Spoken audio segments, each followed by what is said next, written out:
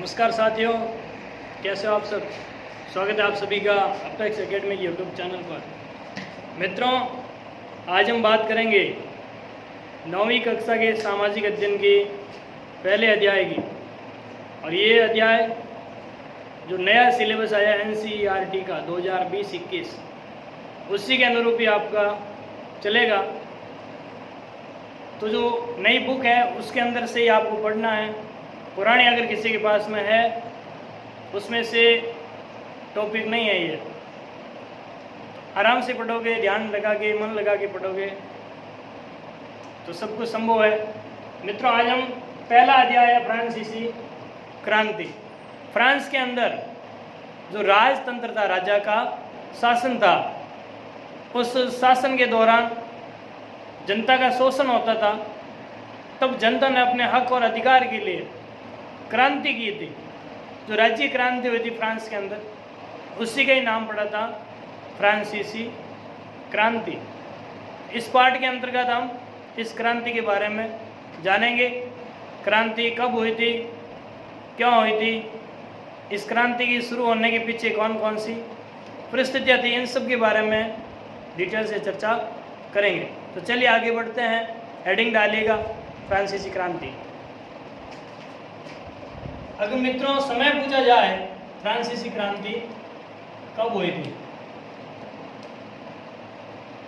तो ये जो क्रांति थी इसका समय है 1789 से 1799 तक। कब हुई थी मित्रों? 1789 से लेकर के 1799 ईस्वी तक ये क्रांति हुई थी। कहाँ हुई थी?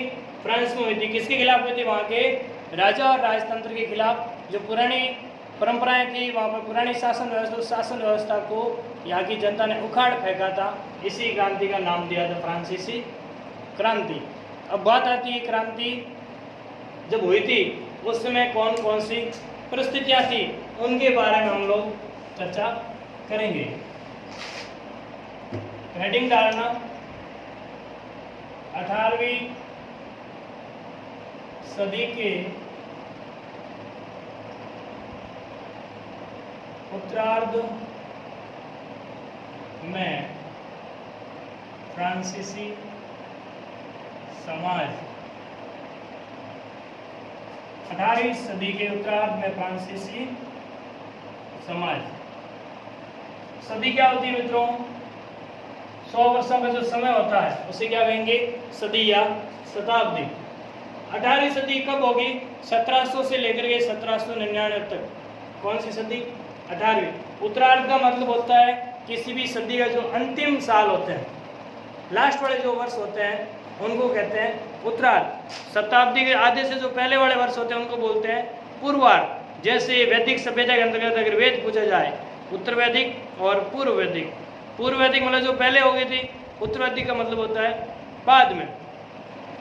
जैसे किसी राजा के पिता होगा तो वो उसका पूर्व अधिकारी होगा, पूर्व का अधिकारी, और राजा की मृत्यु के बाद उसका पुत्र राजा बनेगा, वह कहलाएगा उत्तराधिकारी, यानी कि बाद का उत्तराधिकारी, जो बाद में अधिकारी बना था।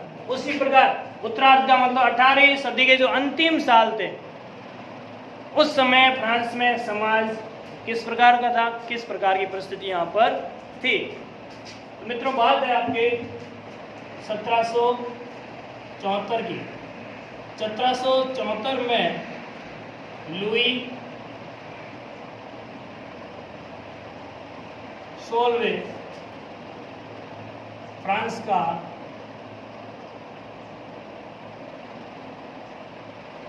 शासक बना।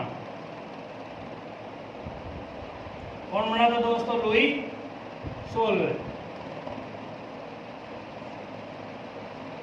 1774 में लुई 16वें फ्रांस का क्या बना था? शासक। अच्छा, ये 16 क्या है? जैसे आपने पढ़ा होगा किसी भी शासक के नाम के आगे प्रथम आते, जैसे चंद्रगुप्त फर्स्ट, फिर इसके बाद में दूसरा हुआ था चंद्रगुप्त सेकेंड। इसी प्रकार जैसे आपने पढ़ा होगा पृथ्वीराज तृतीय, यानी कि इस पृथ्वीराज तृतीय से पहले 2 और पृथ्वीराज नाम के शासक हो रखे थे। उसी प्रकार लुई 16 मतलब है लुई नाम के फ्रांस में 15 शासक पहले भी रह चुके थे, उनका नाम भी क्या था? लुई था। ये कौन सा था? लुई 16 नंबर का जो लुई नाम का शासक था, ये फ्रांस का राजा बना आपके 1774 में। इस समय लुई 16 की उम्र 20 वर्ष थी। कितने साल का था मित्रों? ये 20 साल का था। उसकी शादी, किसकी शादी? लुई 16 की। उसकी शादी ऑस्ट्रिया की राजकुमारी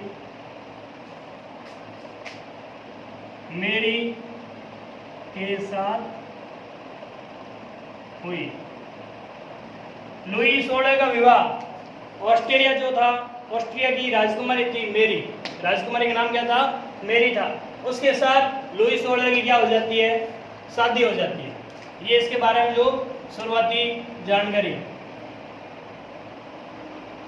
लुई 16 के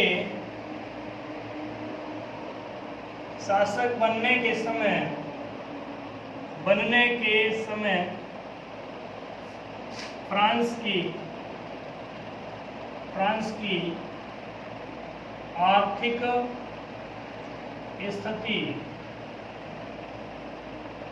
सही नहीं थी। मित्रों, जब लुई 16 शासक बना था उस समय फ्रांस की जो आर्थिक स्थिति थी सही नहीं थी। बहुत सारा कर्जा फ्रांस के ऊपर हो रखा था। अभी कर्जा क्यों हुआ था? अमेरिकी क्रांति में भाग लेने पर तथा लगातार दूसरे राज्यों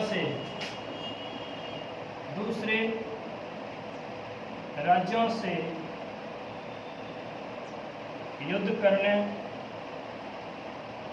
युद्ध करने के कारण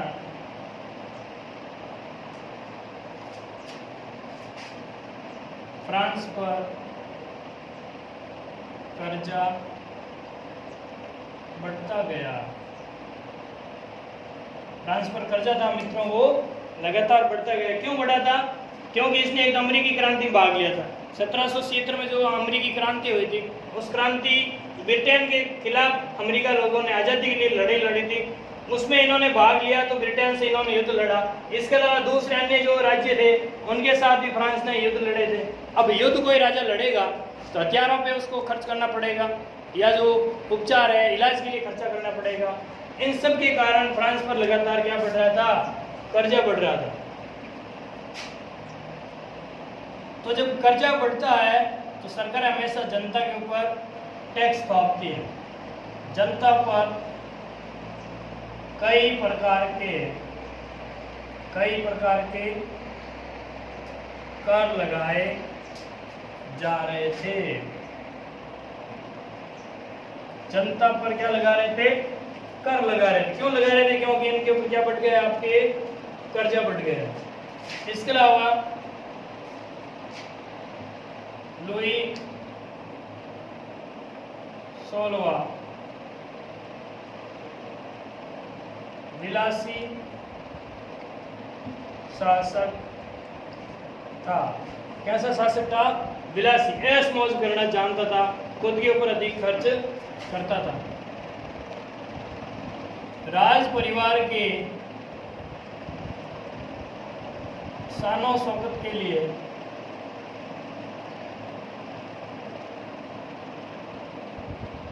राज परिवार की शानो शौकत पर भी अधिक खर्च किया जाता था। मित्रों एक कहावत भी है कि कंबल जितनी लंबी होनी चाहिए उतने पाँव को फैलाना चाहिए। यानी कि अगर आपके पास 2 रोटी बनाने के लिए आटा है तो आप 2 ही बनाओगे। यहाँ पे क्या हो रहा था, एक तो कर्जा बढ़ रहा था, उसके बावजूद भी राजा विलासिता और राज परिवार के ऊपर शानो शौकत दिखावा करने के लिए अधिक से अधिक खर्च किया जा रहा था। इन सब कारणों से फ्रांस की स्थिति थी लगातार दयनीय होती जा रही थी, आर्थिक रूप से कमजोर था, कर्जा बढ़ चुका था। इन सब से परेशान कौन हुई थी? यहाँ की जनता। तब जनता ने इनके खिलाफ में क्या की थी? क्रांति की थी। अब हम वहाँ के समाज के बारे में चर्चा करेंगे कि समाज किस प्रकार का था और किस प्रकार की व्यवस्था यहाँ पर संचालित की जाती थी।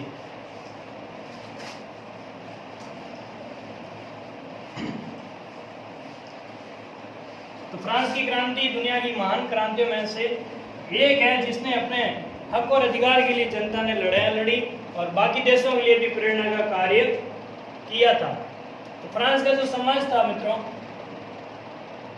फ्रांस में समाज के 3 वर्ग थे। कितने वर्ग थे? 3 वर्ग थे। समाज के अंदर 3 वर्ग थे। नंबर 1 जो पहला था, प्रथम एस्टेक। ये जो वर्ग थे, इन वर्गों को क्या बोला जाता था? एस्टेक कहते थे। एस्टेक। इसमें थे आपके पादरी वर्ग। कौन सा वर्ग था? पादरी। इनके नीचे जो दूसरा नंबर का था उसे बोला जाता था द्वितीय एस्टेक। एस्टेक का मतलब वहां के वर्गों के लिए शब्द आया। दूसरा जो एस्टेक था इसमें आते थे कुलीन वर्ग। और इनके नीचे तीसरा जो था वो था आपके तृतीय एस्टेक। तो 3 प्रकार के एस्टेक यहाँ पर थे फ्रांस में। ये था आपका जन सामान्य। जन सामान्य। तो फ्रांस का समाज कितने भागों में बटा हुआ था? 3। उन 3 भागों को क्या बोला जाता था? 3 एस्टेक। पहला एस्टेक में कौन थे? पादरी। दूसरे में कौन थे? कुलीन वर्ग। नंबर तीसरा कौन था? जन सामान्य। अच्छा, पादरी लोग क्या करते थे? चर्च में पूजा करते थे। चर्च के जो पुजारी थे उनको क्या बोला जाता था? पादरी। जो चर्च होता है ईसाई धर्म का जो धार्मिक आस्था का केंद्र, उसे बोलते हैं चर्च। चर्च में जो पूजा करता था पुजारी थे, वो सारे पुजारी कौन से वर्ग में आते थे? पादरी वर्ग। कुलीन वर्ग तो यहाँ पर आएंगे आपके शासक तथा सामंत। एक तो आएंगे शासक, राजा महाराजा उनका परिवार। सामंत जो कि कर वसूलने का या राजा के आगे कार्य करते थे। जन सामान्य में आएंगे एक तो व्यापारी, कर्मचारी, वकील, शिल्पकार। शिल्पकार जो हाथों से अलग अलग प्रकार की वस्तुएं बनाते हैं, जैसे लोहार है, सुनार है, इस प्रकार के शिल्पकार। अगला है किसान जो कि खेती करते हैं, वह मजदूर। ये क्या था? यहाँ का समाज बटा हुआ था। कितने भागों में बटा हुआ था समाज? 3। उन 3 भागों के लिए क्या कहा जाता था? उनको एस्टेक बोला जाता था। प्रथम एस्टेक में कौन आते थे? पादरी। पादरी लोग क्या करते थे? चर्च में पूजा। द्वितीय एस्टेक में कुलीन वर्ग। कुलीन वर्ग किसे कहेंगे? शासक और सामंत वर्ग। तीसरा है तृतीय एस्टेक। इसमें आएगी आम जनता, जिसमें व्यापारी, कर्मचारी, वकील, शिल्पकार, किसान और मजदूर। ये यहाँ का समाज उसमें 3 भागों में बटा हुआ था। अब आगे क्या है? ऊपरी 2 वर्गों को, ऊपर वाले जो 2 वर्ग थे, ऊपरी 2 वर्गों को किसी भी प्रकार का कर नहीं देना पड़ता था। कर नहीं देना पड़ता था तथा विशेषाधिकार प्राप्त थे। विशेषाधिकार प्राप्त थे, विशेष अधिकार थे, यानी कि इनको टैक्स देने में छूट मिली हुई थी। इसके अलावा ये लोग जनता के ऊपर टैक्स भी ले सकते थे, उनको कहेंगे विशेष अधिकार। इनकी तुलना में इन दोनों को विशेष अधिकार दिए हुए थे, इसलिए इनके लिए कौन सा शब्द आया है, विशेष अधिकार। ऊपर वाले दोनों ही वर्ग थे, किसी भी प्रकार का कोई टैक्स नहीं देते थे देश के लिए, उल्टा ये जनता से टैक्स वसूल करते थे।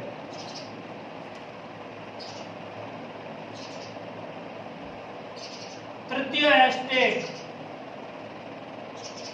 से कर वसूले जाते थे। तीसरा जो एस्टेट था, तीसरा वर्ग था, उससे क्या लेते थे, टैक्स लेते थे, कर लिया जाता था। अब हम आगे चर्चा करेंगे, जो तृतीय एस्टेट था, जन सामान्य थे, उनसे कौन कौन प्रकार के टैक्स लिए जाते थे। तो समाज के कितने वर्ग थे, 3। प्रथम और दूसरा वर्ग था, उनको विशेष अधिकार दिए गए थे, जबकि आम जनता से कर वसूला जाता था, और जनता ने ही इस क्रांति में भाग लिया था, और दोनों ऊपर वाले जो व्यवस्था थी उनको उखाड़ फेंका था। मुख्य कर, मुख्य कर जो थे वो कौन से थे, इनसे किस प्रकार के टैक्स लिए जाते थे। तो नंबर 1, पहला एक नाम आता है टाइथ, टाइथ, टाइथ।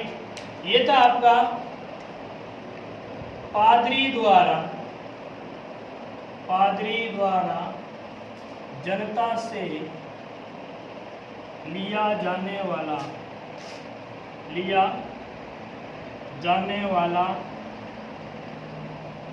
धार्मिक कर।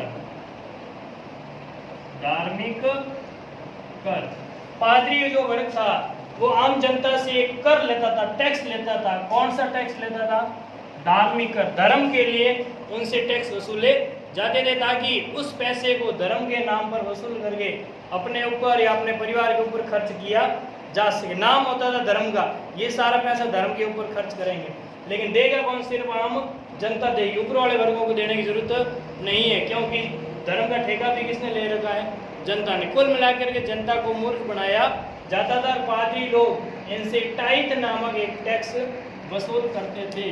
दूसरा था टाइल, किसी भी प्रकार की कोई प्रॉब्लम नहीं होगी। एक टाइथ था और दूसरा टाइल था। ये था आपका सामान्य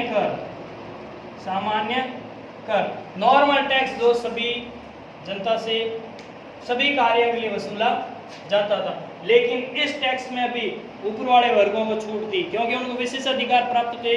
किसी भी प्रकार का टैक्स वो लोग नहीं भरते थे। इन सब के अलावा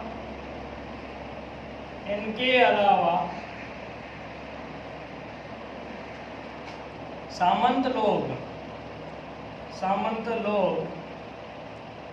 किसानों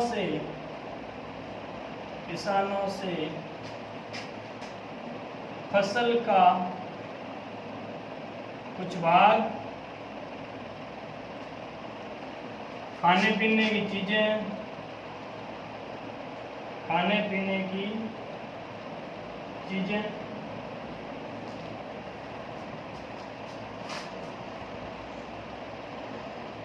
आदि वसूल करते थे। मित्रों, फिल्म आपने देखी होगी, शोले फिल्म।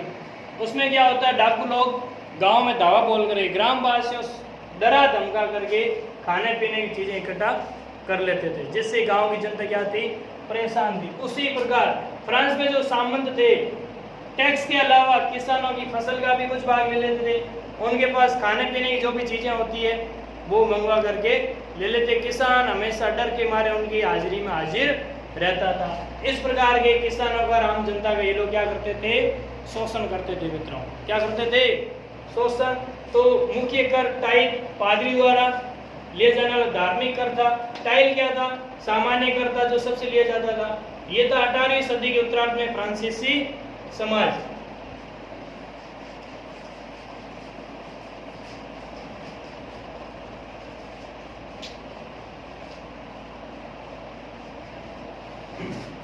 ठीक है मित्रों, आज के लिए इतना ही। आगे की चर्चा अगली क्लास में करेंगे। तब तक इसको पढ़ोगे और आराम से पढ़ाई करोगे। आपका दिन शुभ हो।